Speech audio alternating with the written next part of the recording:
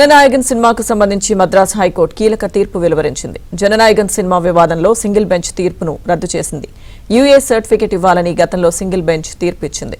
Single bench తీర్పును censor board సవాల్ చేసింది. దీంతో సింగిల్ బెంచ్ తీర్పును రద్దు చేస్తూ హైకోర్టు ఉత్తర్వులు జారీ చేసింది.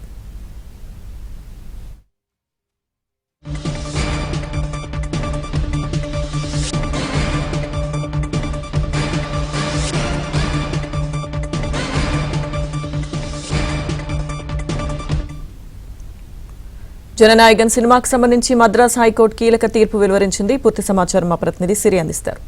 సిరి,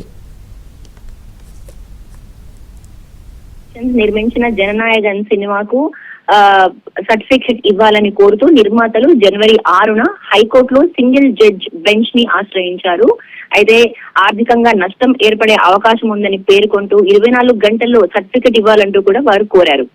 డిసెంబర్ 19న సినిమాను చూసిన సిబిఎఫ్సి ఎగ్జామిన్ కమిటీకి చెందిన 5 సభ్యులు కొన్ని సన్నివేశాలను తొలగిస్తూ సినిమాకు అండర్ 16+ సర్టిఫికెట్ ఇవ్వొచ్చని ఏకగ్రీవంగా అభిప్రాయం అయితే వ్యక్తం చేశారు. అయితే ఈ సూచనను అంగీకరించిన నిర్మాతలు వారు పేర్కొన్నటువంటి కొన్ని సన్నివేశాలను తొలగించి డిసెంబర్ 24న ఈ సినిమాను కొన్ని సవరణలు చేసి సిబిఎఫ్సికి సమర్పించారు. డిసెంబర్ 22న కూడా సిబిఎఫ్సి ప్రాంతీయ అధికారి నిర్మాతలకు లేఖ రాస్తూ బోర్డు నిర్ణయం ప్రకారం సినిమాకు అండర్ 16+ సర్టిఫికెట్ ఇవ్వొచ్చని స్పష్టం చేశారు. అయితే ఆ తర్వాత జనవరి 5న సిబిఎఫ్సి చైర్మన్ కు అందిన ఫిర్యాదు ఆధారంగా సినిమాను రివైజింగ్ కమిటీకి పంపాలని కూడా నిర్ణయించారు.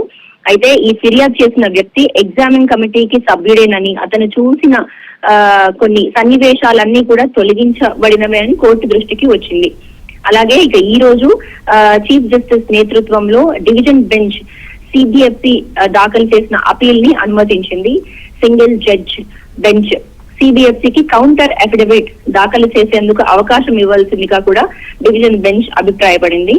దీంతో సింగిల్ జడ్జ్ ఉత్తర్వులను రద్దు చేస్తూ వ్యవహారాన్ని తిరిగి సింగిల్ జడ్జ్ బెంచ్ కు రిమాండ్ చేసింది. రైట్, థాంక్యూ సిరి.